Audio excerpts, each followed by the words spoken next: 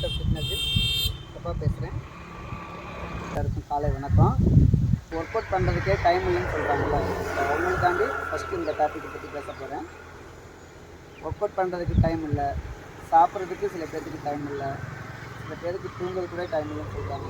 அப்படி டைம் இல்லைன்னு சொல்லிட்டு கடுமையாக உழைக்கிறாங்க. ஆனால் கடைசியில் பார்த்தோம் அப்படின்னா நம்மளுடைய ஒட்டுமொத்த நேரத்தையும் பார்த்திங்கன்னா ஆஸ்பத்திரியில் தான் செலவு பண்ணுறோம். ஆனால் இப்போ நீங்கள் ஸ்டார்டிங்கில் டைம் இல்லைன்னு சொல்கிறீங்கல்ல, ஆனால் அப்போ நம்ம டைம் இல்லைன்னு சொல்ல முடியுமா? ஏன்னா நம்ம உடம்போட கண்டிஷன் பார்த்திங்க அப்படின்னா ரொம்ப மோசமாயிடுது.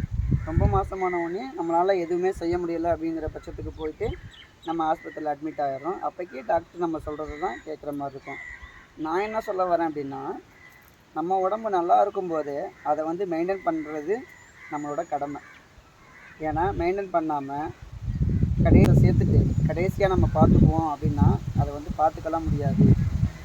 உங்களுக்கு தெரியாத விஷயம்லாம் இல்லை. எவ்வளவோ பேர் பாருங்கள், உடம்பை பார்த்துக்காமல் விட்டுடுறாங்க. ஆனால் கடைசியில் பார்த்திங்கன்னா ஆஸ்பத்திரியில் கொண்டு போய் லட்சக்கணக்கில் பணம் செலவு பண்ணுறாங்க. ஆனால் அப்படி லட்சக்கணக்கில் பணம் செலவு பண்ணியும் சில பேர் பார்த்திங்கன்னா காப்பாற்ற முடியாமல் இறந்துடுறாங்க. ஸோ அதுக்கு டாக்டர் சொல்கிற அறிவுரை என்னன்னு பார்த்தீங்க அப்படின்னா, நீங்கள் உங்கள் உடம்பை கொஞ்சம் கேர் பண்ணியிருந்துக்கணும். நல்ல சத்தான உணவுகளை சாப்பிட்ருந்துக்கணும். குறைஞ்சது 5 மணிலேருந்து 6 மணி நேரம் நல்லா தூங்கியிருக்கணும். நீங்கள் உங்கள் உடம்புக்கு ஒரு 3/4 மணி நேரமாவது உடல் பயிற்சி செஞ்சுருக்கணும் அப்படின்னு இதெல்லாம் சொல்லுவாங்க. ஆனால் நம்ம என்ன பண்ணுறோம் அப்படின்னா, நம்மளுடைய உடம்பு, அதாவது நம்ம வாலிப வயசுலலாம் பார்த்திங்க அப்படின்னா நம்மளுடைய டைமை வேஸ்ட்டாக ஸ்பெண்ட் பண்ணிடுறோம். இந்த வயசான காலத்தில் தான் நமக்கு அந்த உடம்பு மேலே ஒரு ஆர்வம் வருது.